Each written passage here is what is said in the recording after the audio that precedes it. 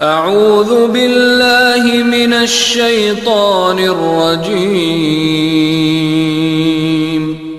बिस्मिल्लाहिर रहमानिर रहीम।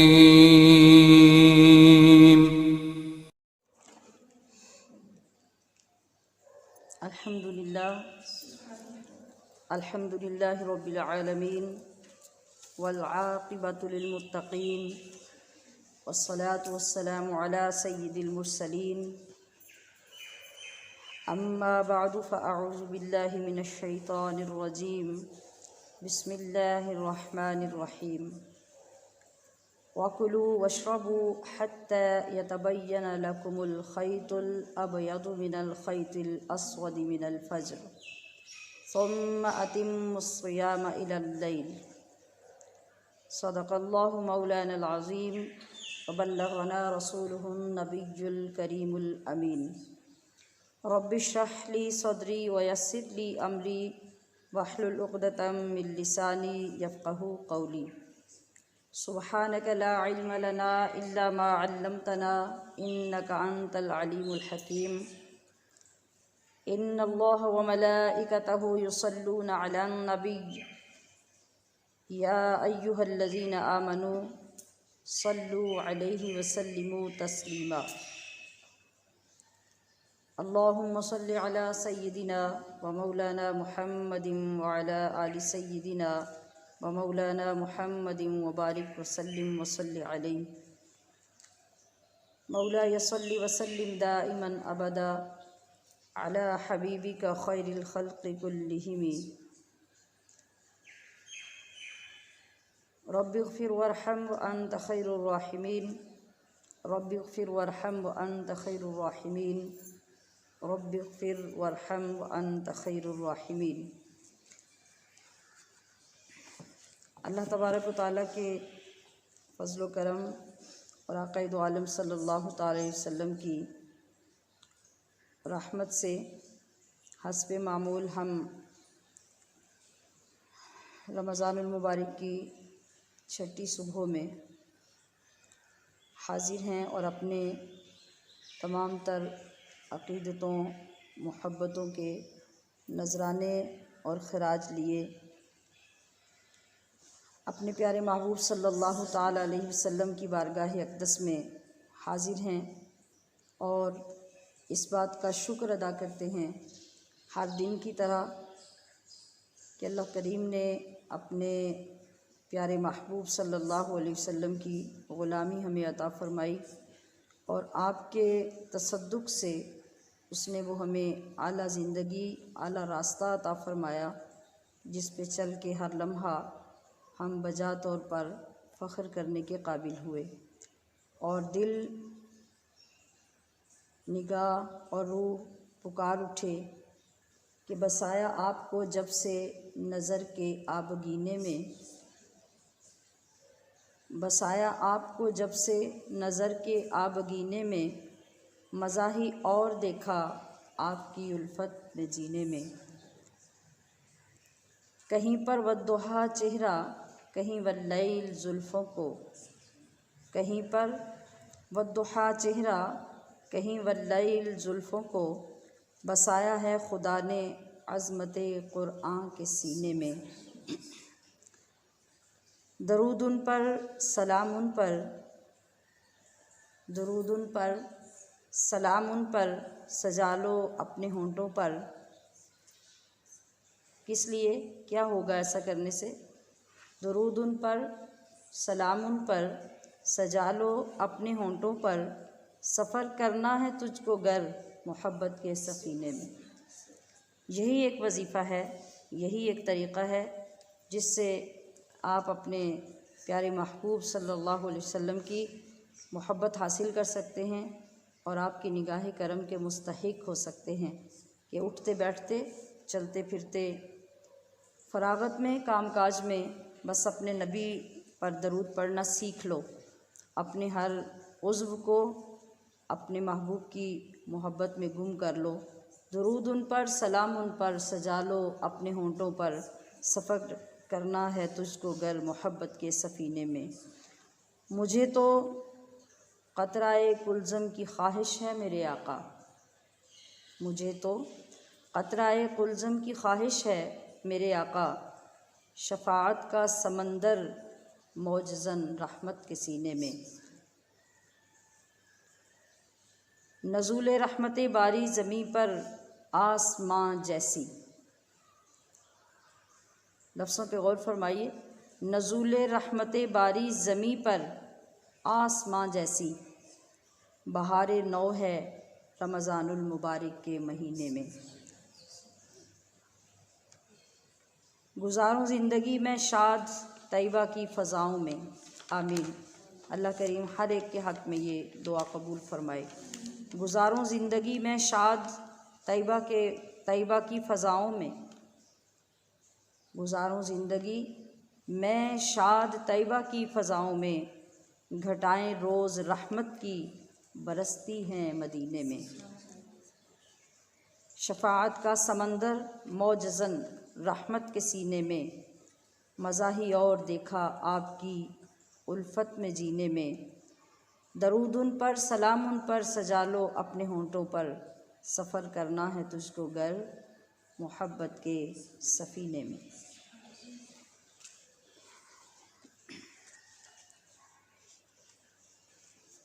रोज़े की फ़जीलत काफ़ी हद तक बयान करने के बाद और उसकी हकीकत को जानने के बाद, रोज़े से मुताल्लिक़ नहायत ही अहम दो चीज़ें और रोज़े के अहम दो हिस्से बयान करना बहुत ज़रूरी है, जिनके मुतल्लिक़ आजकल अवामुन्नास में बहुत सी गलत फ़हमियाँ पैदा की जाती हैं, पैदा हो जाती हैं, और इस नादानिस्तगी में हमारे बहुत से बहन भाई अपने रोज़े को ज़ाया कर लेते हैं।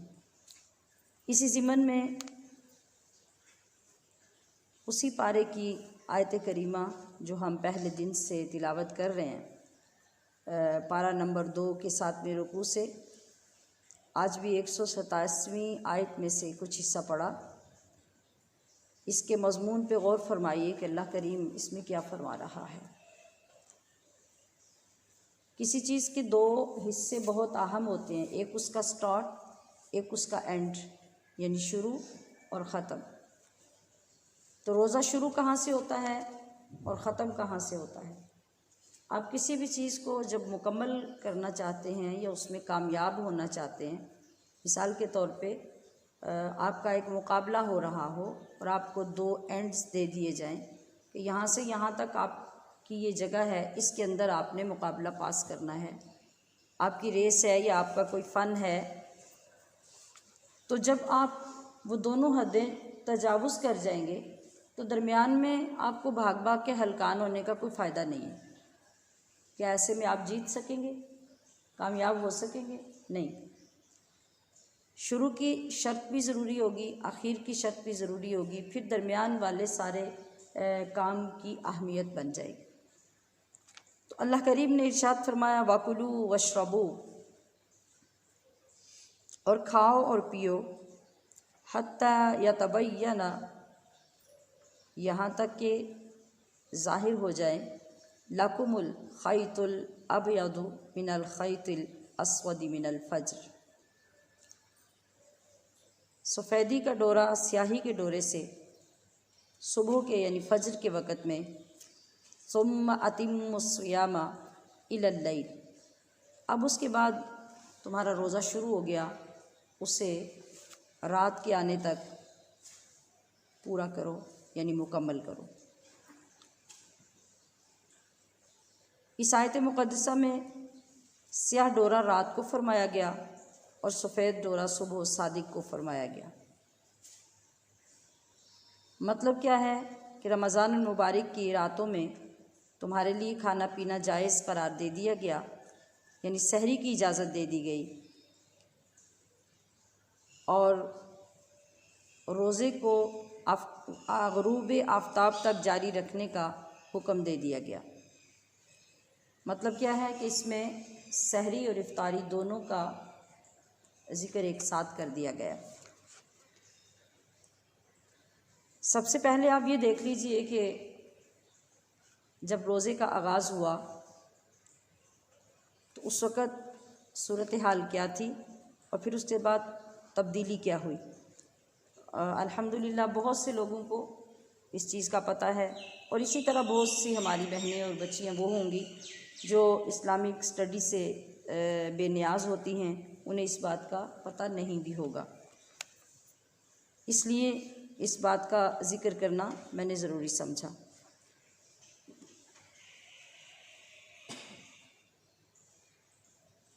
तो ऐसा हुआ कि रमज़ानुल मुबारक की रोज़े जब फ़र्ज़ हुए तो हज़रत अल्लामा मौलाना सैयद मोहम्मद नईमुद्दीन मुरादाबादी रहमतुल्लाह अलैह ख़ज़ाइनुल इरफ़ान में नक़ल फ़रमाते हैं कि आप सल्लल्लाहु ताला अलैहि वसल्लम के एक सहाबी जिनका नाम सरमा बिन कैस था, वो एक मेहनती आदमी और मज़दूरी करने वाले शख्स थे। एक दिन बहालत रोज़ा अपनी ज़मीन में दिन भर काम करते रहे। शाम हुई तो बहुत थक कर वापस आए। अपनी ज़ौजा मोहतरमा से खाना मांगा। खाना अभी तैयार नहीं था, खाना पकाने में मसरूफ़ हो गई। आप थके हुए थे, खाना पकने तक का इंतज़ार ना हो सका और आपकी आंख लग गई।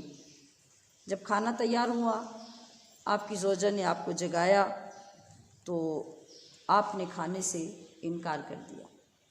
इसकी क्या वजह थी? इसकी वजह ये थी कि उस वक़्त तक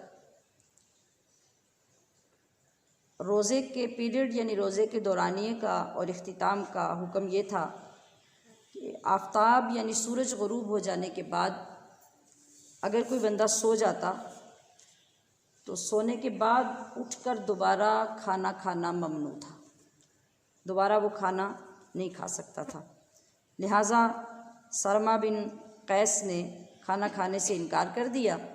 जब वो सोए थे तो मैं बयान कर चुकी कि उनकी हालत ऐसी थी कि शदीद भूख का गलबा था, मगर खाना तैयार ना होने की वजह से उनकी आंख लग गई और वो सो गए। अब चूँकि उसके बाद खाना खाना ममनू था, लिहाजा उसी हालत में उन्होंने दूसरे रोज़े का आगाज़ कर लिया और फिर अगले दिन में जब काम में मसरूफ़ हुए तो वो उस कमज़ोरी के सबब बेहोश हो गए। इस मामले का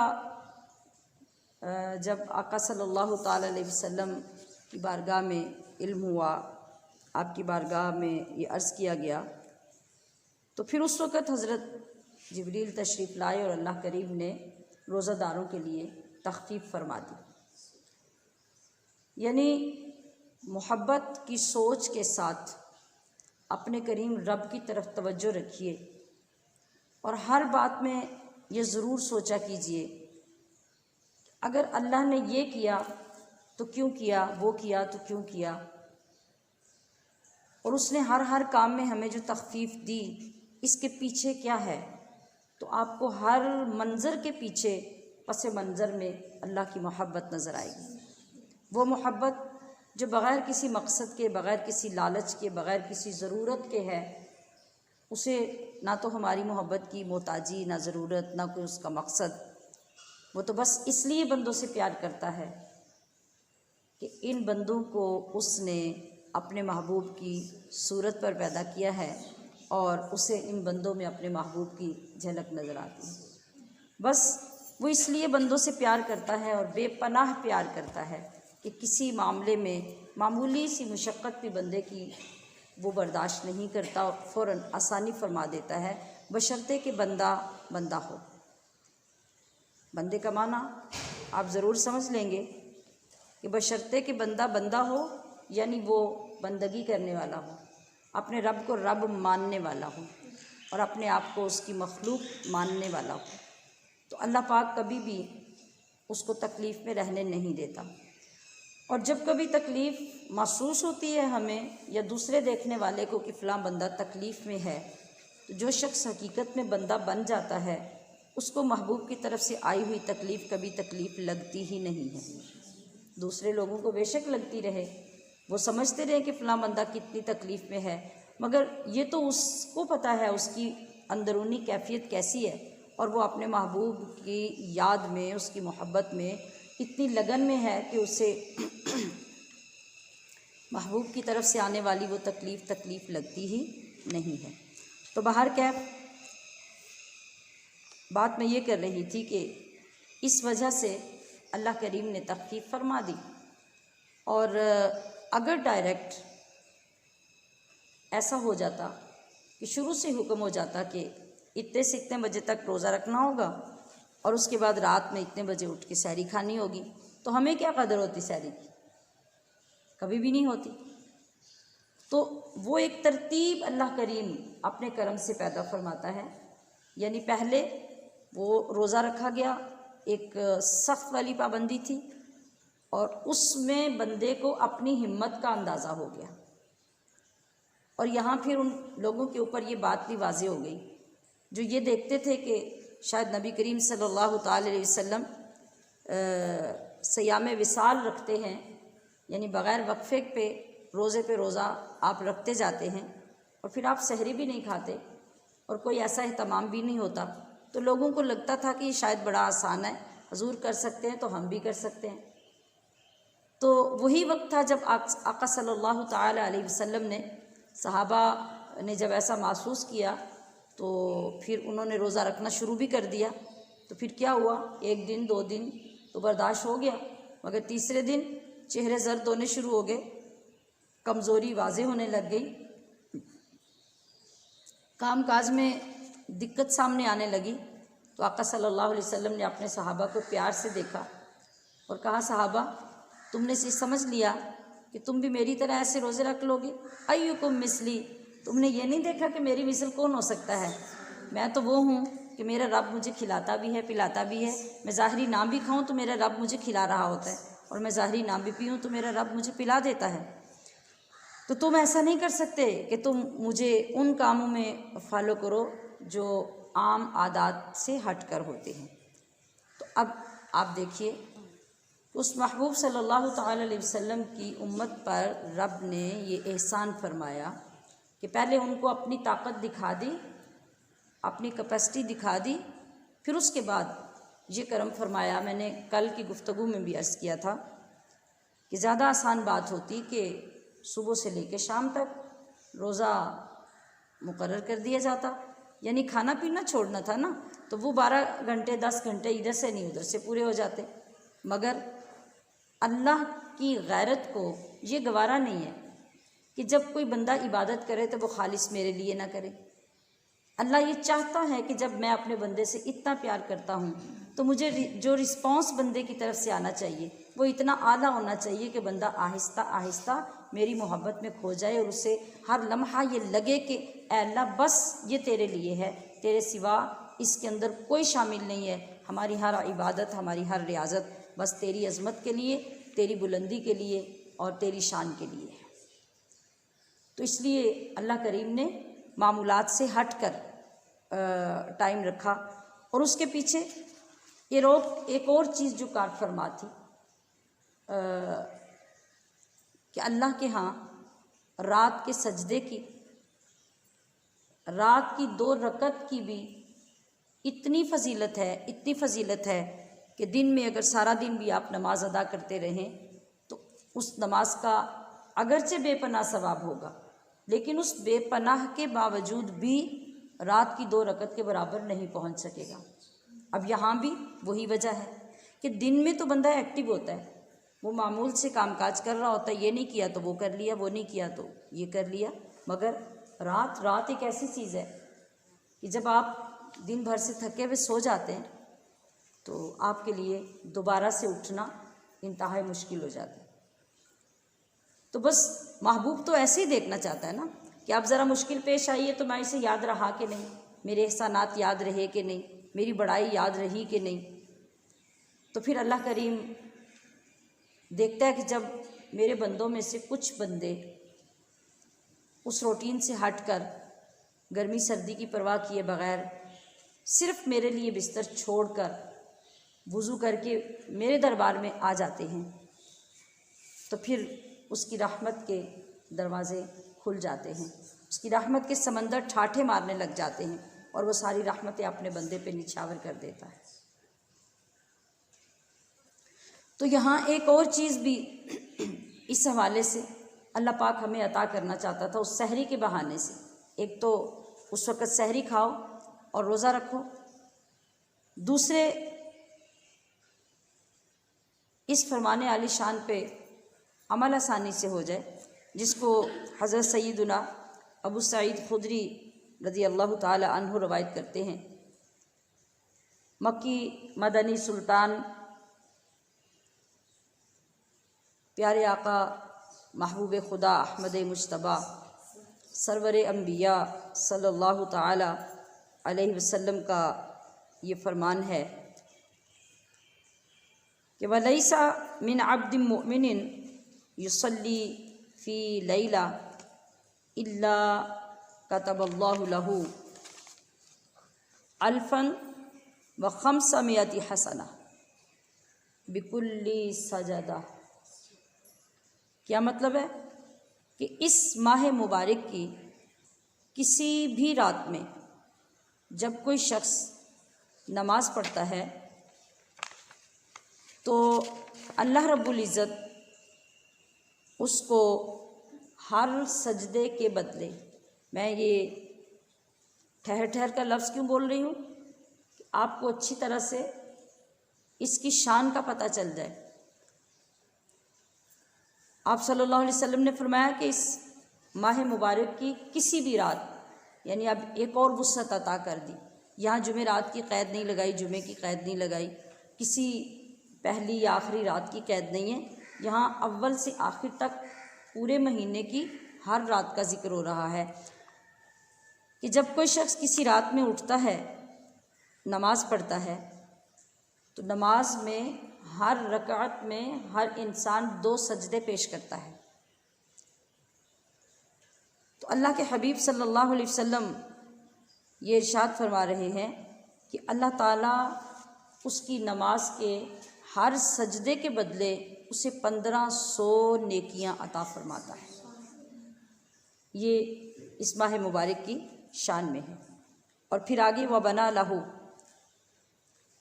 लहू बैतन फिल जन्ना, और उसके लिए इसके बदले में एक घर जन्नत में तैयार फरमाता है। कैसा घर? मिन याकूतती हमरा अलहा सित्तुन अल्फबाब,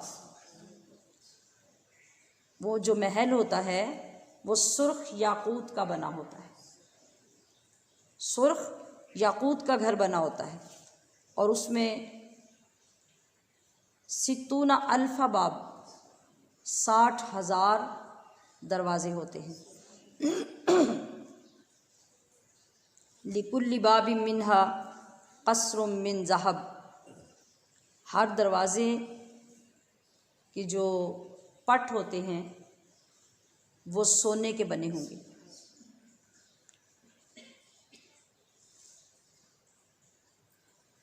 मुवश्शही याकूतती हमरा, जिनमें जो काम हुआ होगा उसमें खुदाई करके अंदर सुर्ख याकूत भर दिए गए होंगे और उनके साथ उन दरवाज़ों को मुरस्सा किया जाएगा। वो महल और हर सजदे के बदले 1500 नेकियां, ये किस मोमिन के लिए तोहफ़ा होगा? जो सहरी के वक़्त उठकर अल्लाह के हुज़ूर नमाज अदा करेगा। तो आम दिनों में, आम रातों में चले हमारे लिए उठना मुश्किल होगा, तो यहाँ क्या फ़ायदा होगा रमज़ानुल मुबारक का? 2 फ़ायदे होंगे। एक तो आपको वो सहरी की नेमत मिलेगी, दूसरे जब आप उसके लिए उठेंगे ही तो आप पहले वज़ू करेंगे और ज़्यादा वक्त नहीं है तो सिर्फ़ 2 रकत नमाज अदा कर लें, तो उसमें भी आपको ये ज़िक्र किया गया इनाम तो यकीनन मिल जाएगा। और अगर आपने इखलास से अल्लाह के हुज़ूर हाथ उठा लिए, अगर आपने उसमें लज्जत महसूस करके अल्लाह से उस नेमत को दायमी तौर पे मांग लिया, तो अल्लाह इतना करीम है वो तो चाहता ही है ना, उसने तो ये सारा इसीलिए किया कि मेरा बंदा मेरे करीब आए। तो जब बंदा करीब होकर फिर अपने रब से ये मांग लेगा तो ऐन मुमकिन है कि अल्लाह पाक हमें दायमी तौर पर तहज्जुद गुज़ार बना दे। और मैं चाहूँगी कि आप सब कोशिश करें, जो हमारी ख़वातीन या हमारी हमशीरान बिलखसूस उठकर सहरी पकाती हैं, तो उनके लिए ये काम बहुत आसान है। यानी आपने अगर 5-7 मिनट ही सिर्फ इजाफी लगा लिए, जिसमें वज़ू किया, आप जब रात में उठेंगी तो मुंह हाथ तो आपने डेफिनेटली धोना ही है, तो थोड़ा सा उसमें इजाफा करके वज़ू मुकम्मल कर लीजिए और 2 नफिल तहियतुल वज़ू के अदा फरमाइए और उसके बाद 2 नफिल ही तहज्जुद के पढ़ के आप खाना बनाने में मसरूफ़ हो जाएं। बस इतना कर लें और सजदा देने के बाद अल्लाह के हुजूर हाथ उठाकर या अपनी पेशानी दोबारा सजदे में रख के बस इखलास से अल्लाह से ये मांग लें कि या अल्लाह, आज तूने मुझे तौफीक दी रात के इस हिस्से में सजदा देने की, जिसमें तेरे मुकर्रब बंदे सजदे दिया करते हैं, जिसमें तेरे वली तेरी इबादत किया करते हैं, तो मुझे उनकी इबादतों का सदका रात में जागने वालों में शुमार फरमा दे और मुझे ये दौलत अता कर दे। तो आप देखिएगा कि हर रात में आपकी ये लज्जत बढ़ती जाएगी और फिर रमज़ानुल मुबारक गुज़रने के बाद भी आपको चैन नहीं आएगा। कोई रात में आकर, कोई के लफ्ज़ पे गौर फरमाइए, कोई रात में आपको रमज़ान के बाद भी जगा दिया करेगा और वह रब की रहमत ही होगी जो आपको आके आवाज़ देकर उठा देगी कि उठो, महबूब से बातें करने का वक्त हो गया है, महबूब से मुलाकात का वक्त हो गया है। तो मैंने कहा कि मैं गुजारिश करूँगी कि सच्चाई के साथ, इखलास के साथ इस माह मुबारक का, इस साल का ये तोहफ़ा हमारी तमाम बहनें और तमाम बुज़ुर्ग ख़वातीन जो बिलखसूस सहरी में उठती हैं वो इस दौलत को मांग लें और जब हाथ उठाएं अल्लाह से ये तलब करें तो इस गुनाहगार को भी अपनी दुआ में ज़रूर याद रखें कि रब्बुल जलाल हम सबको ये तौफ़ीक़ अता फ़रमा दे। हमने ज़िंदगियाँ कितनी सारी गुजार लीं और जो बाकी रह गई वो यकीनन गुज़री हुई से कम ही रह गई हैं। तो अगर हमें इस बहते दरिया में से एक चुल्लू उसकी रहमत का दायमी तौर पे नसीब हो जाए तो हम समझेंगे कि हमने रमज़ान मुबारक का समर हासिल कर लिया, उसका असल इनाम हमारे दामन में आ गया। तो पहले दिन से हमारी कोशिश यही है और आखिरी दिन तक यही रहती है कि हमें अमल के वो नायाब गौहर नसीब हो जाएं जो फिर कभी हमसे जुदा ना हो। तो ये मेरे कहने से अज़ीज़ात मोहतरम नहीं मिलेंगे, आपके तलब करने से मिलेंगे, आपके इखलास पैदा करने से मिलेंगे, आपके अपने अंदर चेंज लाने से मिलेंगे। आप ख़ुद जब तलबगार हो जाएंगे अपने महबूब की बातों को सुनकर और अपने रब की बातों और उनके वादों को सुनकर, तो यकीन कीजिए आपकी झोली तंग पड़ जाएगी। अल्लाह इतना अता फ़रमाएगा, इतनी मोहब्बत अता फ़रमा देगा कि आप ख़ुद भी समझ नहीं सकेंगे। और ये सब सदका होगा मुहम्मदुर रसूलुल्लाह सल्लल्लाहु ताला अलैहि वसल्लम की निस्बत अज़ीमा का, आपके उम्मती होने का, और ये शर्फ़ जो आपके सदक़े से अल्लाह ने हमें अता किया, इसकी वजह से ये हमें मिलेगा। इसीलिए आगाज़ में मैंने कहा कि ये सब चीज़ें आप सल्लल्लाहु ताला अलैहि वसल्लम की सुन्नत से हमें नसीब हुई। आप सल्लल्लाहु अलैहि वसल्लम ने ये सब किया और करने के बाद अपनी उम्मत को इस तरफ राग़िब किया। इसीलिए मैंने अर्ज़ किया कि बसाया आपको जब से नज़र के आबगीने में या रसूल अल्लाह। तो फिर हमें क्या मालूम था सजदा क्या होता है। हम जैसे बेखबर लोग क्या जानते थे कि नमाज के अंदर भी कोई लज्जत होती है, और हमें क्या मालूम था कि रोज़े की भूख के अंदर भी बड़े ख़जाने होते हैं। बस क्या हुआ कि मज़ा ही और देखा आपकी उल्फत में जीने में, कहीं पर वद्दुहा चेहरा, कहीं वल्लैल जुल्फ़ों को बसाया है खुदा ने अज़मत क़ुरआन के सीने में। तो जब इस अंदाज से हम क़ुरआन को भी पढ़ते हैं तो मोहब्बत रसूल हर लम्हा बढ़ती चली जाती है। हदीस को भी पढ़ते हैं तो ये दौलत वाफ़र नसीब होती है। और जब आपकी मुक़द्दस सुन्नतों के मुताबिक हम जीना शुरू कर देते हैं तो फिर तो लज्जत ही लज्जत होती है। फिर क्या कहने कि जिस शख्स को इतनी खुशनसीबी नसीब हो जाए कि वो हर लम्हा महबूब की अदाओं में जीने लग जाए, हर लम्हा महबूब की अदाओं पे अमल पैरा हो जाए और हर वक़्त उस मोहब्बत के आईने में अपने महबूब को देखता रहे, उसको इससे ज़्यादा और किस चीज़ की गरज होगी। तो अल्हम्दुलिल्लाह हमारी मामूली सी कोशिश और थोड़ी सी तलब भी जब ज़ाहिर होती है तो हमारा रब तो हमारे ऊपर करम की बारिश बरसाता है और वो यकीनन हमें अता करता है। तो मैंने बार बार ये अर्ज़ किया कि आज मेरी इस गुजारिश पे ज़रूर गौर फरमाइए, सुनने के बाद भी, शाम को लेटने के वक़्त भी, रात को रोज़ा खोलने के वक़्त भी इस पे ज़रूर गौर कीजिए। और अल्हम्दुलिल्लाह क्या मुक़द्दर हैं हमारे कि इत्तिफ़ाक़न आज ये जो हम बात कर रहे हैं इसके बाद जो रात आने वाली है वो तो पहले जुमातुल मुबारक की रात आ रही है और जिसने इस रात में इखलास के साथ हिम्मत कर ली ये दौलत मांगने की, तो कभी ऐसा नहीं हो सकता कि अल्लाह करीम हमें नमाज तहज्जुद का पाबंद ना फरमा दे।